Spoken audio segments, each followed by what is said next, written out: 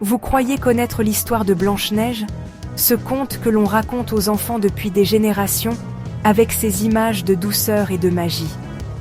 Mais la version originale, celle écrite il y a des siècles, est bien plus sombre, mystérieuse et cruelle que ce que l'on imagine souvent. En plein cœur de l'hiver, alors que la neige tombe silencieusement, une reine solitaire coude près d'une fenêtre d'ébène, le regard perdu dans la blancheur glacée du paysage. Par inadvertance, elle se pique le doigt avec son aiguille, et 3 gouttes de sang vif tombent sur la neige immaculée, créant un contraste saisissant. En contemplant cette scène étrange, la reine formule un vœu du fond du cœur. Elle souhaite donner naissance à une enfant à la peau blanche comme la neige, aux lèvres rouges comme le sang qui vient de perler sur la neige et aux cheveux noirs comme l'ébène de la fenêtre devant laquelle elle rêve. Son vœu le plus cher se réalise enfin. Une petite fille naît d'une beauté envoûtante que l'on nomme Blanche-Neige et qui semble déjà entourée de mystères. Mais le bonheur est de courte durée.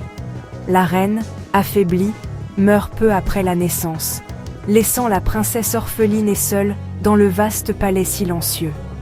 Le roi, accablé de tristesse, finit par se remarier avec une femme d'une beauté glaciale, mais au cœur dur, obsédée par son miroir magique et avide de pouvoir. Chaque jour, la nouvelle reine s'approche de son miroir enchanté et demande d'une voix impatiente « Miroir, qui est la plus belle du royaume ?» Et, inlassablement, le miroir lui répond, apaisant son orgueil. « C'est vous, Majesté. » Mais l'histoire ne fait que commencer. Les années passent, et dans les couloirs silencieux du château, Blanche-Neige grandit sous le regard attentif de la cour. Sa beauté s'épanouit, éclipsant peu à peu toutes les autres jeunes filles du royaume, et même les fleurs du jardin semblent pâlir à côté d'elle. Bientôt, sa grâce et son éclat surpassent ceux de la reine elle-même, attisant une jalousie féroce dans le cœur de cette dernière. Un matin, la reine interroge son miroir magique, avide d'entendre qu'elle reste la plus belle. Mais le miroir, fidèle à la vérité, déclare « Blanche-Neige est 1000 fois plus belle que vous ». Blessée dans son orgueil, la reine, consumée par la jalousie, convoque un chasseur loyal. Elle lui ordonne froidement de conduire Blanche-Neige dans la forêt, de la tuer et de lui rapporter ses organes en preuve de sa mort.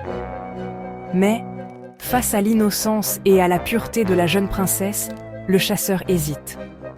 Son cœur se serre, incapable de commettre un acte si cruel, et il décide de la laisser s'enfuir dans les profondeurs de la forêt. Pour sauver sa propre vie et tromper la reine, il tue un sanglier et rapporte à la souveraine le foie et les poumons de l'animal, les présentant comme ceux de Blanche-Neige. La reine, convaincue d'avoir éliminé sa rivale, fait cuisiner ses organes et les mange, croyant ainsi s'approprier la beauté de la jeune fille. Pendant ce temps, Blanche-Neige erre, seule et effrayée, au cœur de la forêt sombre, cherchant désespérément un abri et une issue.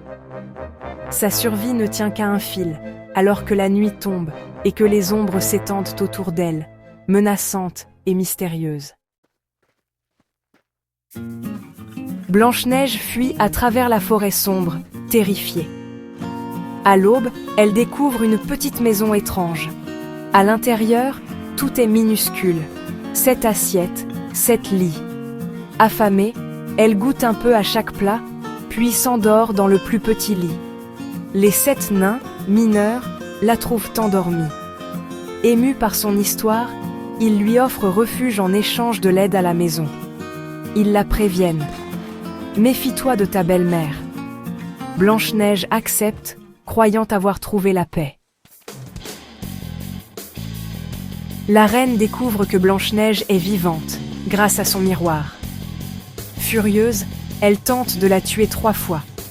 Déguisée, elle l'étrangle avec un lacet, puis l'empoisonne avec un peigne, mais les nains la sauvent à chaque fois. La reine prépare alors une pomme empoisonnée. Déguisée en paysanne, elle convainc Blanche-Neige de croquer la moitié rouge. La princesse tombe, inerte, cette fois sans espoir. Les nains, impuissants, la placent dans un cercueil de verre. Blanche-Neige semble perdue à jamais. Mais le conte n'est pas fini. Un prince, égaré dans la forêt profonde, découvre Blanche-Neige endormie dans un cercueil de verre, entourée par les nains qui veillent sur elle avec tristesse et espoir. Bouleversé par sa beauté et son innocence, il supplie les nains de lui permettre d'emporter le cercueil. Ensemble, ils soulèvent la lourde vitre, espérant un miracle. En déplaçant le cercueil, un morceau de pomme empoisonnée, logé dans la gorge de Blanche-Neige, se détache soudainement et tombe au sol.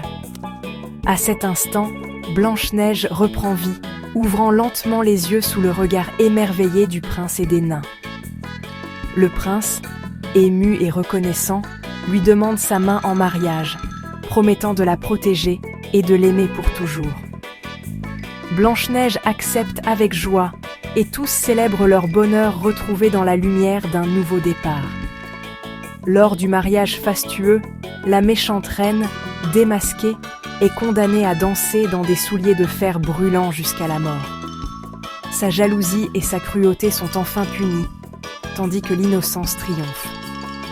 Mais derrière ce conte lumineux se cache une histoire plus sombre, faite de désirs inassouvis, de cruauté, de jalousie et de survie dans un monde impitoyable. Blanche-Neige n'est donc pas qu'un simple conte pour enfants, mais un récit aux multiples facettes et vérités cachées. Si vous souhaitez percer d'autres mystères et découvrir la face cachée des contes, restez avec nous pour la suite de cette aventure.